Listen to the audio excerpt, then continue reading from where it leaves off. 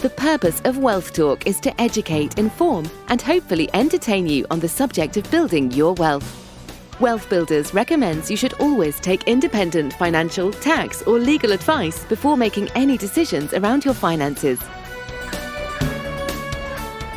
Welcome to episode 65 of Wealth Talk. My name's Christian Rodwell, the Membership Director for WealthBuilders, and I'm joined today by Mr. Kevin Whelan, our founder. Hello, Chris. How are you this morning? Very good. Thank you, Kevin. Good to be catching up with you again and back with another episode this week. And this week, we're looking at a topic which is crowdfunding, and specifically crowdfunding around property. But if you don't mind, Kevin, talk about crowdfunding and the popularity and maybe some of the reasons why it's grown in popularity over the last few years.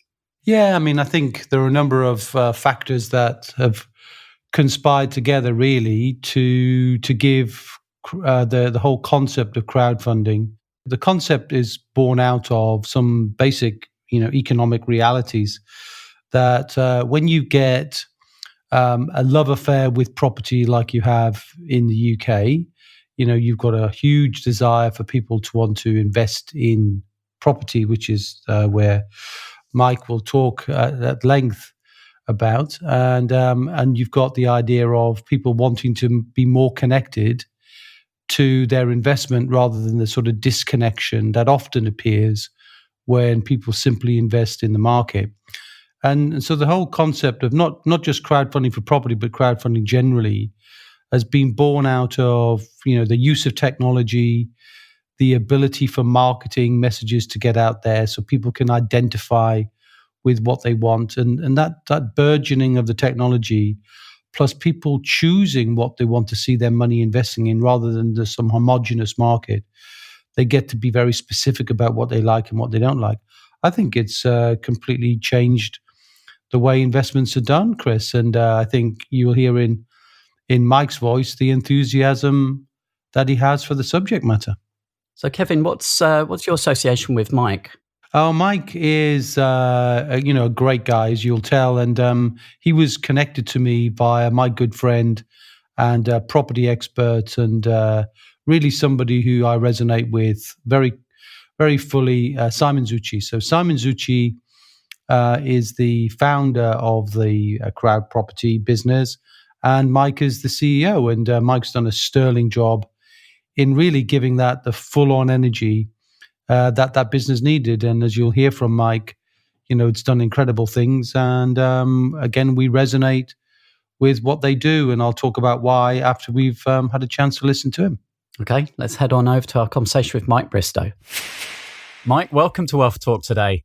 Thank you. Great to be here. Yeah, very good. So, Mike, for those listeners who perhaps have not heard of CrowdProperty and don't know your story, would you mind just giving us a bit of background, please? Sure, certainly. Well, we set up CrowdProperty actually in 2013, and we've been lending since 2014. What we set out to do as a business is set up a marketplace that serves two big pains in the marketplace. Firstly, property developers really struggled with traditional sources of funding for their property projects. Mainstream financial services went much more commoditized.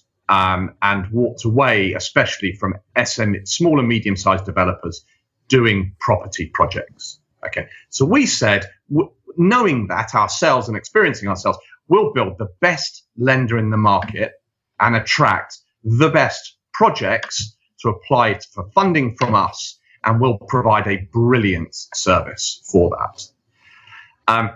And then. We sort of thought about, well, where does that capital come from? Okay.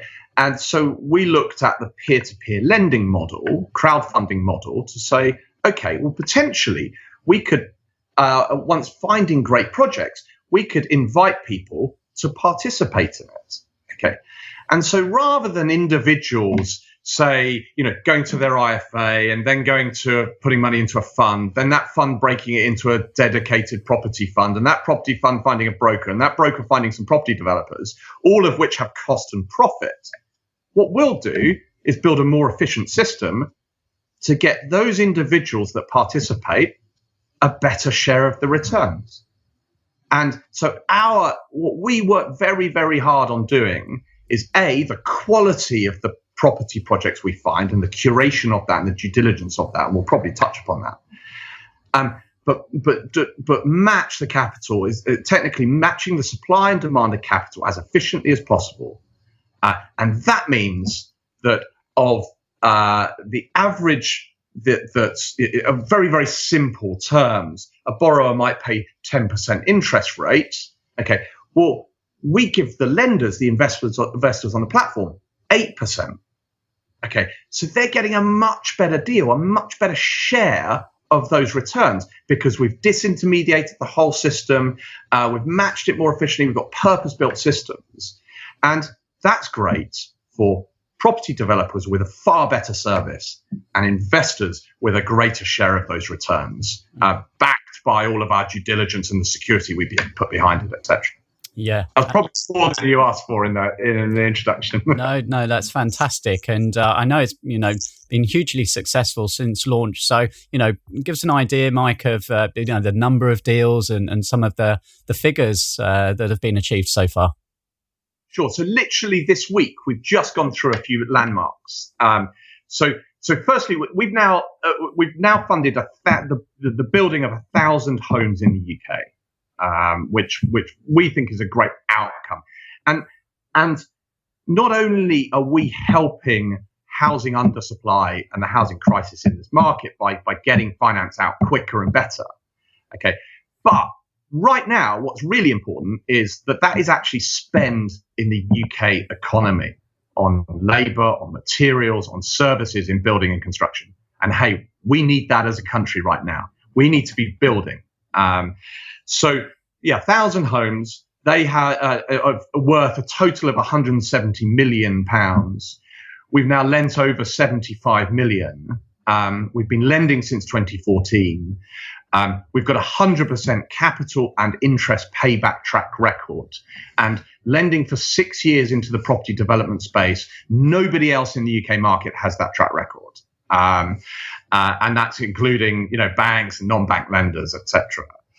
So we do it really, really well. And we've got over 10,000 investors on our platform. And you put all of that together, and it's quite exciting because our last 20 projects, actually during lockdown, have all sold out in under a minute. And I think our average is now 41 seconds over the last 20 projects since lockdown.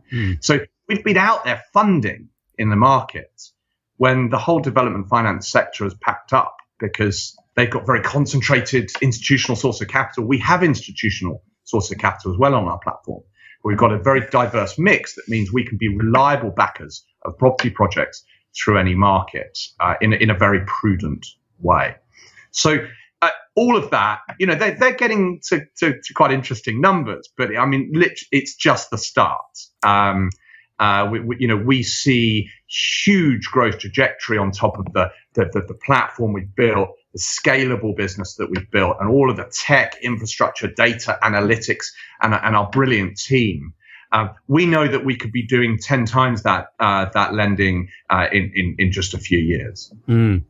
Yeah, I want to pick up on that then, Mike. Really, I guess looking at the sort of fundamentals of a business here, in that you talk there about systems, using technology and teams. So you're really leveraging to be able to scale now. But initially, you have to identify a problem, don't you? You have to identify a need and that there's a hungry market. And that's obviously, the timing was great back when you launched. And I guess, how have you seen the technology advance, even in that space of time, since 2013, 14? How's it helped you to kind of grow and adapt and keep evolving?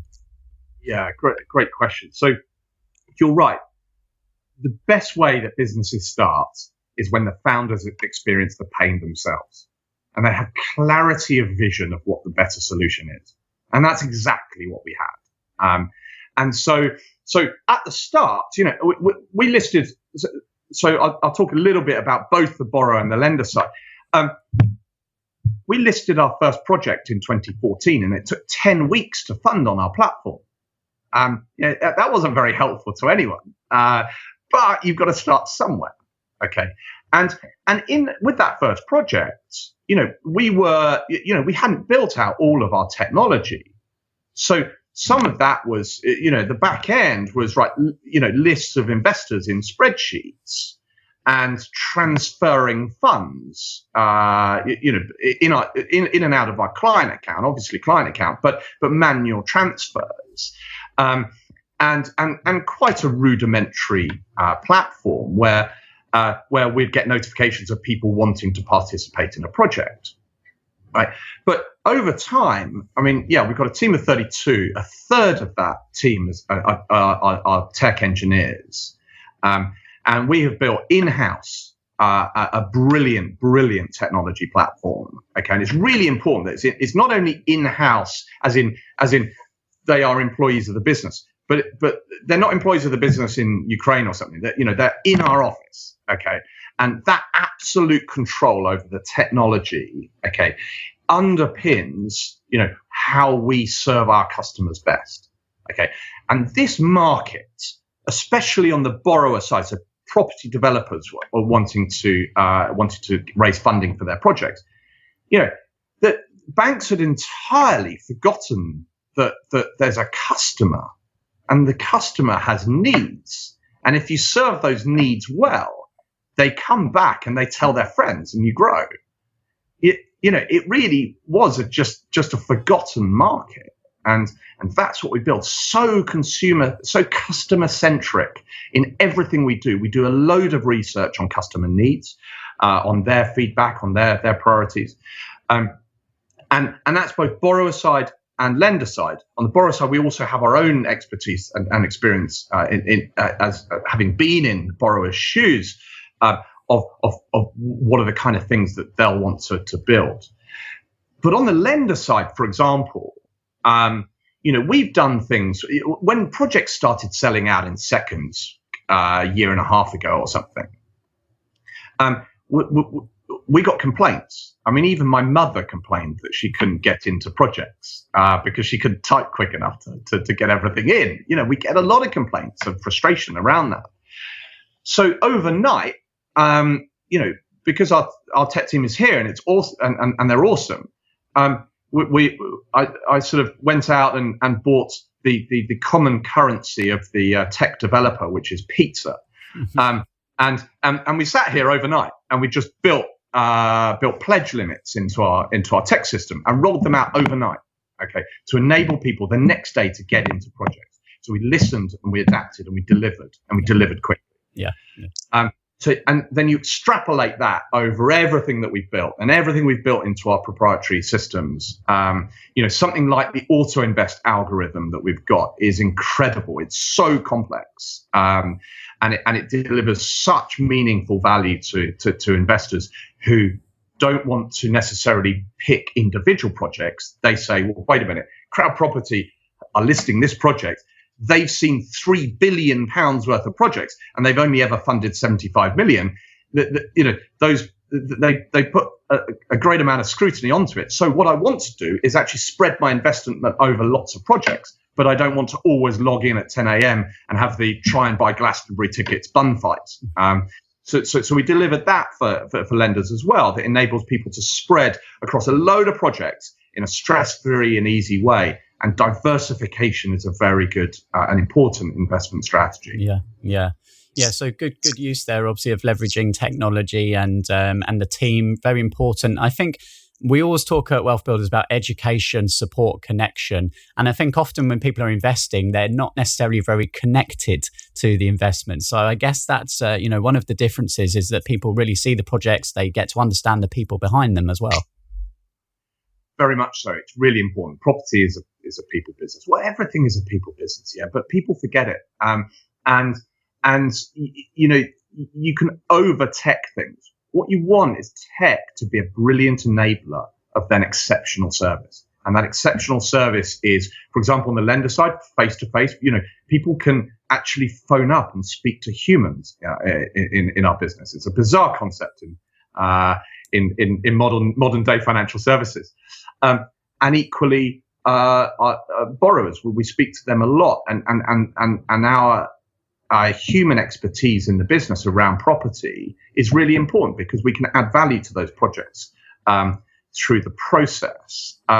So those elements are just critically important to building a well-rounded customer-facing proposition. But you're right. One of the great things about property, okay, is that everyone has a view on property.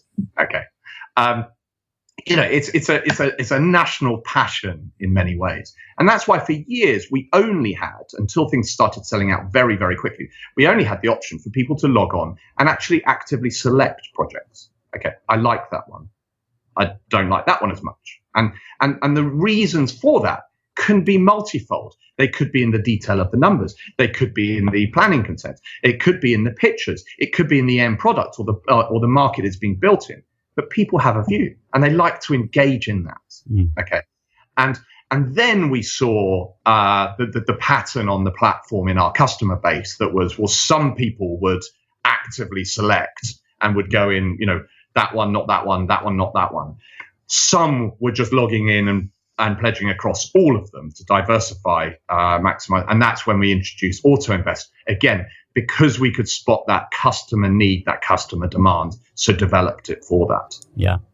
So Mike, you're well aware of the WealthBuilders 7 pillars model, and we talk about generating recurring income from as many of those pillars as possible. And I think that many of them kind of cross over with CrowdProperty. And one of those, of course, is pensions. And many of our listeners will be clients of CrowdProperty, I know, and perhaps they may be using their pension. So could you just explain for people how that works? Yeah. So the best example and the most flexible type, obviously, is the SaaS pension, which and we've got millions of pounds worth of pension money, capital on our platform. Okay. And when we understand, well, what's the customer driver behind that?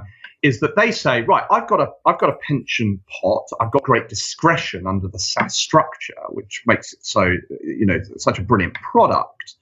And they look at it and say, right, okay, I might put some quite speculative high risk. I might work with some, for example, some property developers, or I might, directly, and I might do some equity investments or whatever.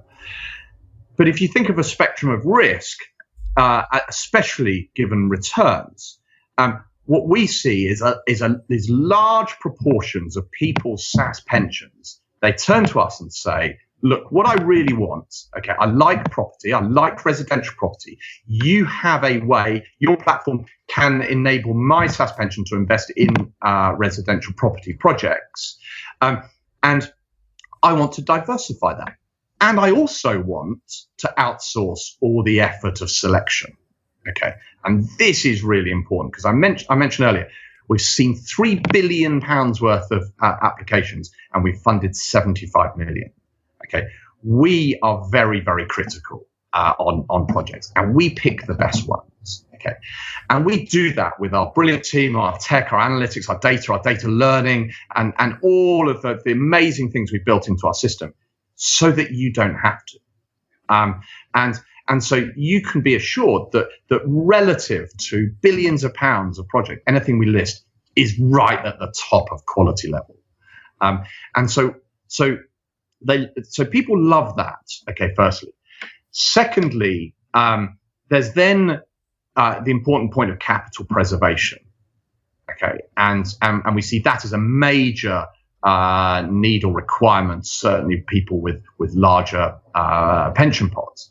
And all of our lending on the platform is first charge secured at modest loan to value rates. And if I go a little bit further than that, okay, we actively select projects that serve where the end product will be for domestic undersupplied housing, okay, in liquid markets at mainstream price points. So our average pounds per square foot exit price is £290, mainstream stuff. It's not, crazy sort of prime central London, so sensitive to foreign exchange rates. No, it's undersupplied domestic demand that will sell and have enduring demand. Okay, so that's the capital preservation side. And then there's getting better returns. And as I said earlier, the important thing is you get a bigger share of the return, because we've built the efficient system. you get a better proportion. Okay, and those elements together make this a really powerful product for SaaS pensions.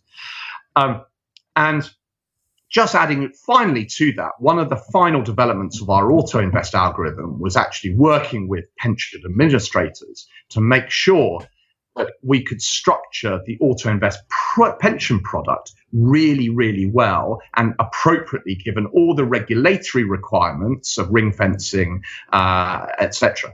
So we now have auto-invest for pension and auto-reinvest for pension. And what that means is that you could put money into a pot, and relatively passively, that will be diversified across, or completely passively, diversified across many projects. And then when they pay back, they will be auto-reinvested into projects, compounding those returns. So actually, you can benefit from relatively easy, hands-off, stress-free rolling returns from many, many projects with good diversification principles. Now, Mike, I'm going to put you on the spot maybe here, but we're obviously coming out of a difficult period at the start of 2020. You've been, in there seeing really what's happening across the market. How do you see the next 6 to 12 months, and what are the signs out there for investors? So I can look at this from a few ways, and I talk quite a lot of this. So we and our analysts and myself personally as well stuck right into the detail of the analytics around what we think about the market and forecasting things. I'm going to zoom, rather than dwelling on GDP, I'm going to zoom a bit more into property and particularly residential property market. So I look at this in two ways. Firstly, is there a correction waiting to happen, or has there been a correction waiting to happen? Because we saw that in 89-90. We saw that in 08-09. Years of real growth, so inflation-adjusted growth. Okay, years of growth that basically a shock then says, actually, let's correct those prices, right? Interestingly, in the current market, if you inflation adjust on an average basis across UK, we're 17% below 07 prices right now when inflation adjusted. Okay, we're currently on average the same property prices as 2015, as 2010, and as 2004. Okay, so my view is there's not a load of growth that needs to be corrected and wiped out by a shock, which often happens. The second bit is then it's a supply and demand argument, and the big factor on the demand side will be about unemployment and how that plays out. But most importantly, this is different to 08-09, because in 08-09, loads and loads of people needed to sell. Some people need to sell in any market. Loads of people needed to sell. And then the banks went repossessing everything and needed to sell. So there's loads of supply into the market, and very few people could buy because the debt market caused the whole thing in the first place and was in disarray. In this market, it wasn't caused by financial institutions, and what we will see is lending come back into the market quicker. Those people that need to sell will still list. Those people that have discretion over timing will hold until that debt market comes back. So yes, we will see drops in prices reported. They'll be on low transaction volumes, but I see the market recovering to be fairly stable, relatively quickly. Certainly not the 83 months it took to recover in 08-09 in nominal prices. And the final point on that is that we're not going to see years of runaway capital growth ever again. That happened for many, many different reasons, not least because of the just higher LTV levels and the debt market getting really, really competitive for investment mortgages. What I think we're going to see is much more reduced volatility and smoother capital growth. And that is what we're making sure we're putting product and funding product to the best and most liquid points and undersupply points in that market. So slightly complex answer to that, but that's sort of my view of how the residential property market will play out. Great. No, it's very insightful. And before I let you go, Mike, what does the future for CrowdProperty look like? I mean, the future's really exciting. Okay, and it's really exciting because we're going to do more and more and more of the same.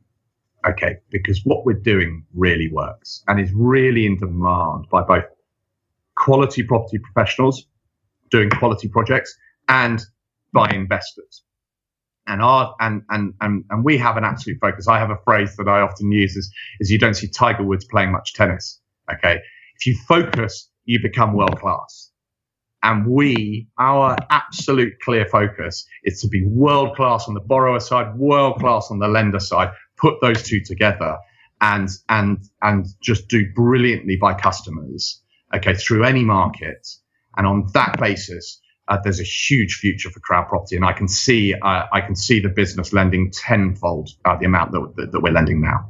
I wish you all the best with that, Mike. Thank you very much for sharing with us on Wealth Talk today. Thank you.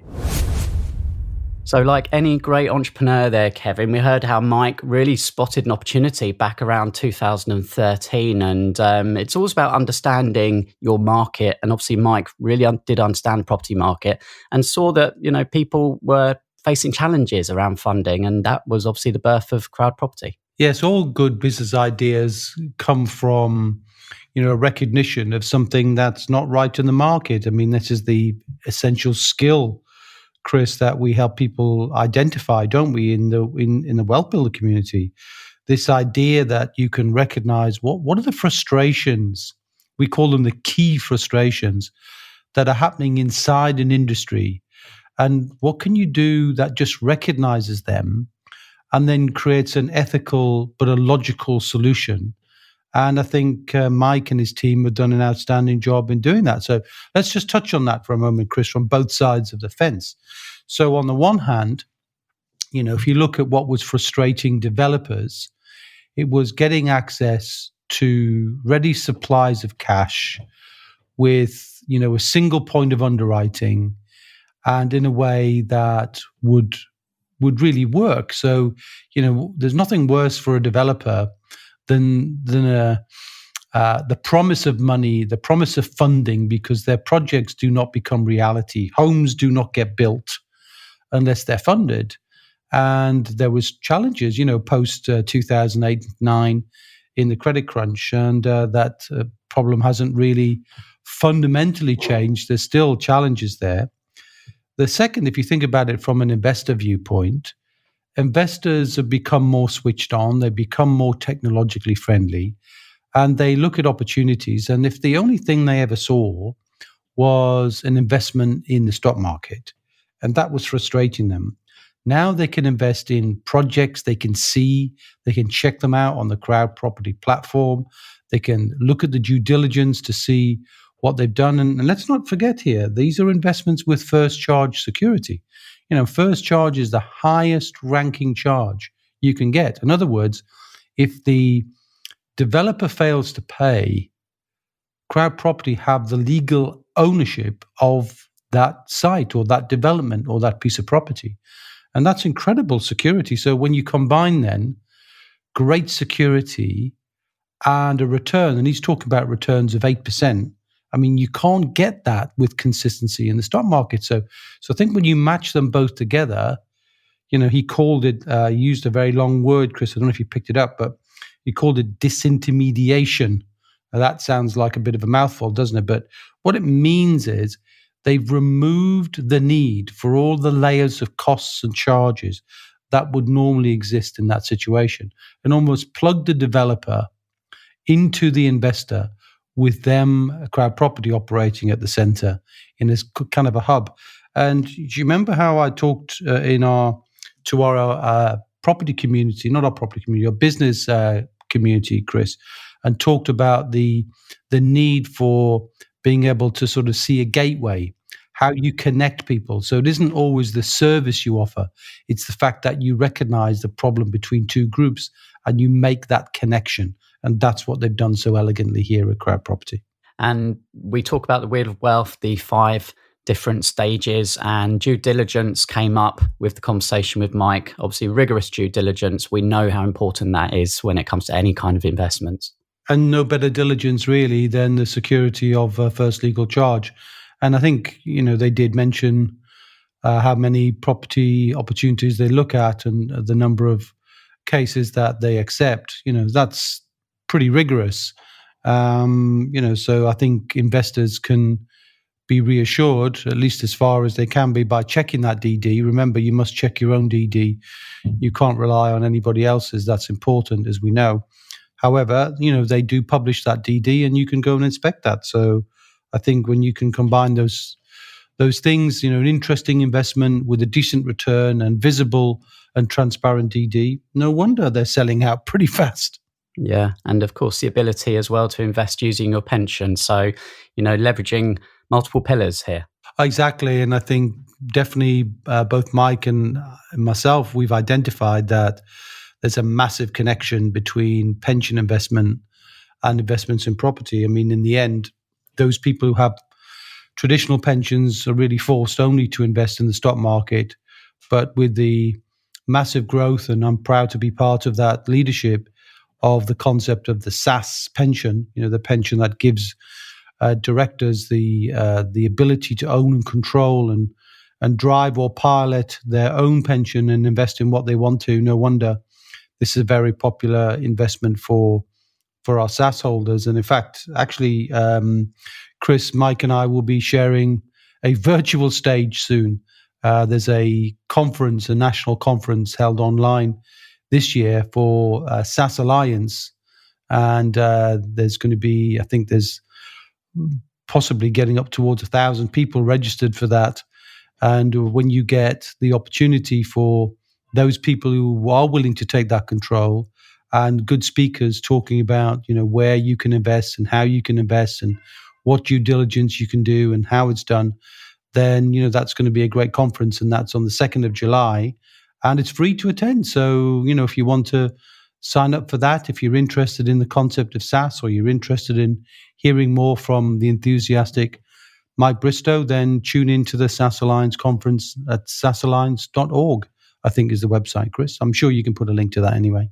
Yeah, sasalliance.org. And we'll certainly link to that in today's show notes, as we will to our Facebook group for anyone who wants to connect with other like-minded people in the wealth building space, and can head over to wealthbuilders.co.uk/Facebook and join us there. Mm-hmm. So, do we have any final conclusions on crowdfunding, Kevin, and some of the advantages and why this is a great option for people? Well, the other thing he mentioned is diversification. Diversification is a key skill and a key part of the whole wealth building process. As we teach and advocate the importance of building wealth in multiple pillars. And just as you make investments, where you make them personally, whether you make them from your SAS, whether you make them from your business, it's important that you diversify. And while CrowdProperty is a great example, there are other crowdfunding sites that allow investments to be made in a whole raft of different ideas, as well as property. There's business.